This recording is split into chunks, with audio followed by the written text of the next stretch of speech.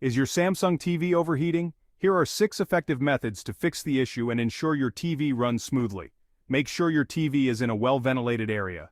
Blocked vents can cause overheating. Ensure there's a few inches of space around it for air circulation. Step 2. Clean dust buildup. Dust can block airflow inside the vents. Use a soft brush or a can of compressed air to keep them clean and dust-free. Step 3. Reduce brightness.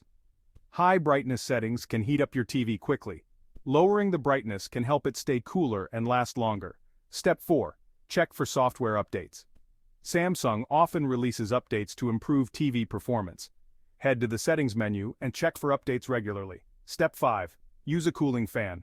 External cooling fans can help keep the temperature down. Place a small fan near the TV or invest in a specialized cooling system. Step 6. Turn off when not in use. Leaving your TV on for long periods can cause overheating. Make a habit of turning it off when not in use. There you have it.